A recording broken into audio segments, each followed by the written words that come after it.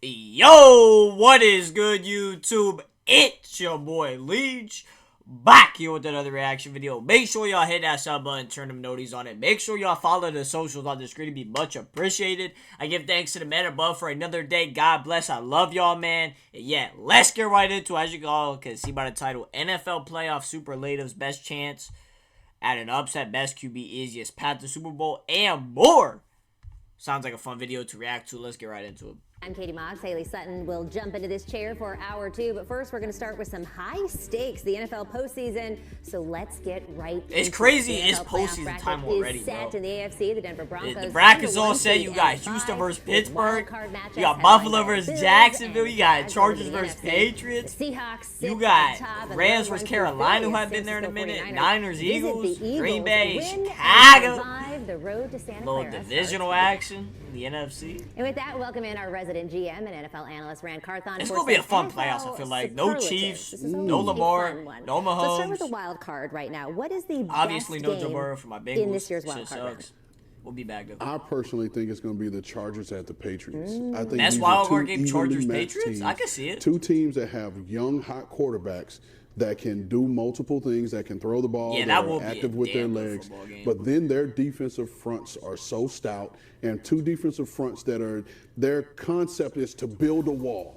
Right? Yep. To bro, stop I feel like this build is a wall, toss-up, bro. make it a hard entry point for the back, and I think both of these teams are matched the same. Playoff meeting they have two hard-nosed head coaches who are no strangers of creating just toughness. This is what they're both built on. So I think this is going to be a really good, forget the number 7 seed, number 2 seed. I think this is going to be a really good, evenly matched ball game. Well, there's a lot of question marks about the Patriots. Obviously, the number 2 seed had a chance to get the number 1, but people, of course, and the funny thing is, bro, you Chargers fans, like, you still do this to this day. You say he's better than Joe Burrow. Like, just give it up at this point, This will be a real test for them, and you could just never make me hate Jim Harbaugh. Like, that's what makes me hate Herbert. Let's talk about the best chance at a first-round upset. We got some dogs in this one. Yeah, so I'm going to go with, and this is probably low-hanging fruit, as Pete Prisco would say, but I'm going to go with the Green Bay Packers over the Bears. Okay. Because the Green Bay I don't know Packers about that. I don't see Green Bay upsetting Chicago, bro. I just don't see it. If I'm remembering this correctly, they're the number 6 seed.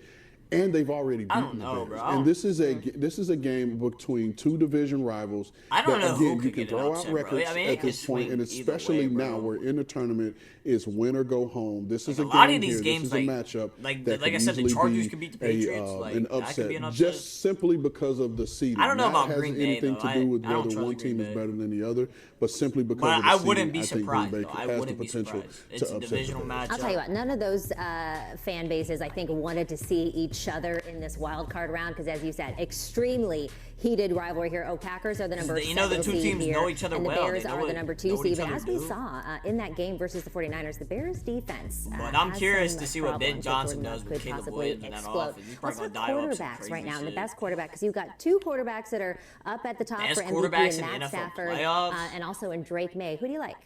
I'm saying Matt Stafford's the best quarterback. He's a championship quarterback. He's going to get MVP probably. Matt Stafford's going out this season, bro. We know what his career has been to this point. But Katie, like you said, he is the favorite. I can see the Rams going all the way, too. I don't want to get that far, but man, oh man. At 38, 39 the Rams have been so fun to watch, bro. Like, no look. And is leading this. Put it like you saying the no look. There's always that I one love to old see guy Matthew at the Stafford park get that can, no matter what, can always most pass shoot the TDs ball. in a season. Matthew Stafford is that old guy at the park that will always be able to throw the football and do some cool and unique things with his arm.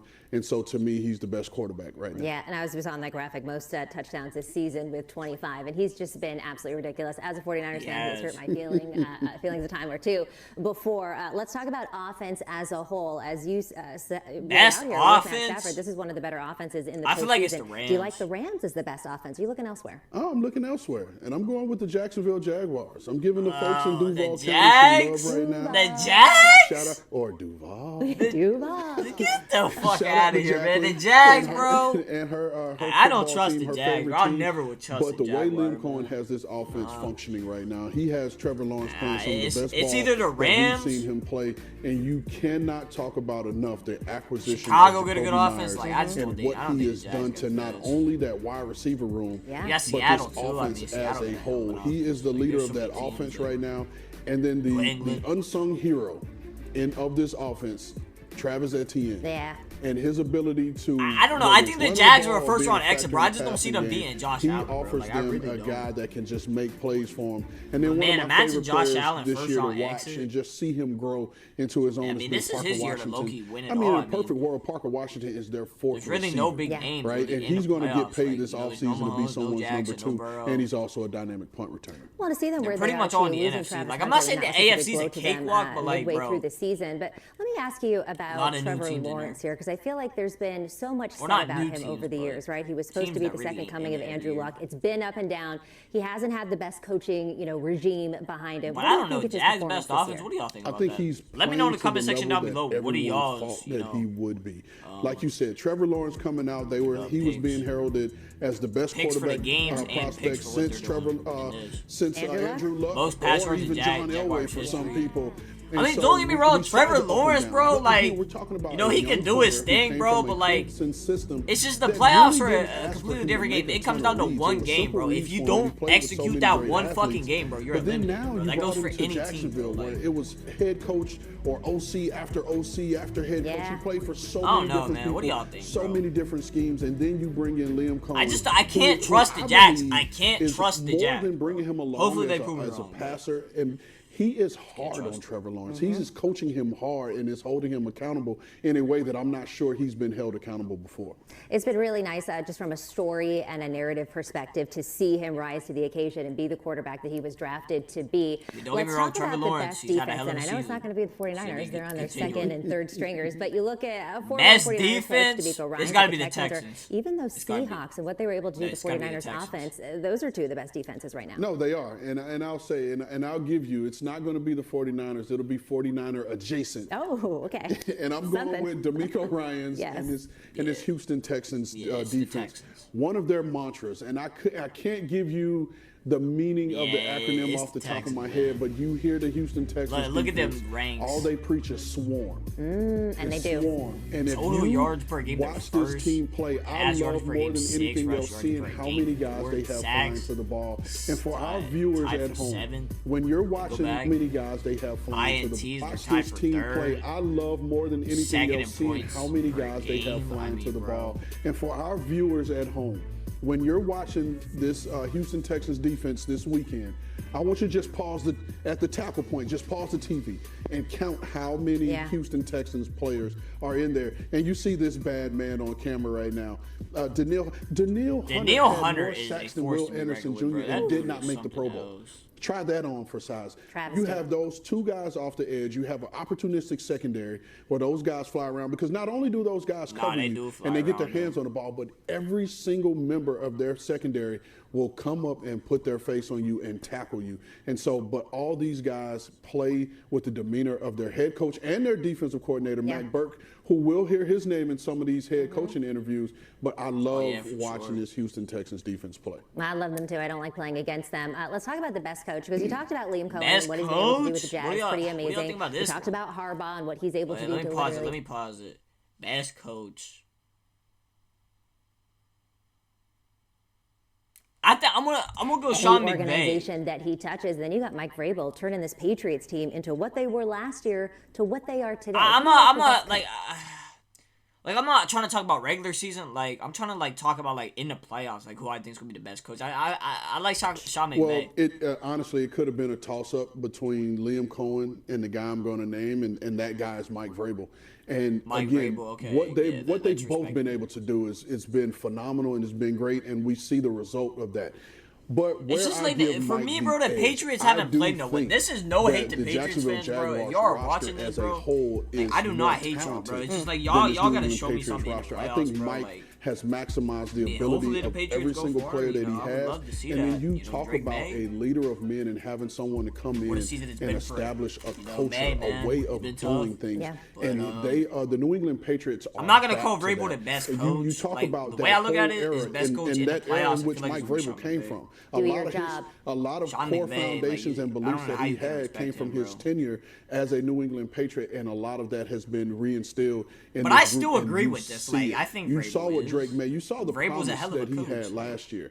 But again, you could see the development, the huge jump that he's taken. And we give Mike Vrabel a lot of credit, but let's also give Josh McDaniel some credit there for his ability to coordinate this offense around Drake May.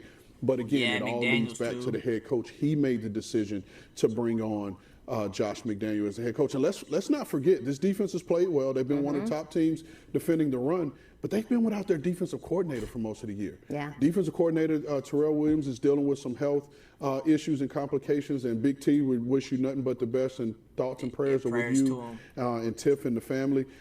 But they've made the adjustment and continue to do well as a unit, as a group, because it's like you said, it's do your job. Yep, and that's what he learned, obviously, from Bill Belichick. And you know Vrabel for working with him with the Tennessee Titans. When he took this job into the Patriots, did you think that he would be Coach of the Year 1 year in? Not necessarily Coach of the Year, because we have so many great coaches around the league. Yeah. I didn't even think New England was going to be that good. I thought they would be like, a 10-17. I didn't expect this, bro. I had the Patriots as a playoff team. And not necessarily winning the division or being the number 2 seed. I didn't have them, but I thought because of Mike Vrabel alone that this could be a playoff team, just the way they were constructed. And I thought that this team could be a playoff team. Well, then here they are. All right, best path to the Super Bowl. Obviously, it's easier to win 3 games than 4, but it's not impossible. What do you think? So this is who has the best if Pete's watching this, he's going to absolutely. I'm going to go Rams. Pete, tune in. It's low-hanging fruit here, but it's a different reason. Yeah, I'm going with the Broncos and the Seahawks. And not necessarily because they're getting the bye.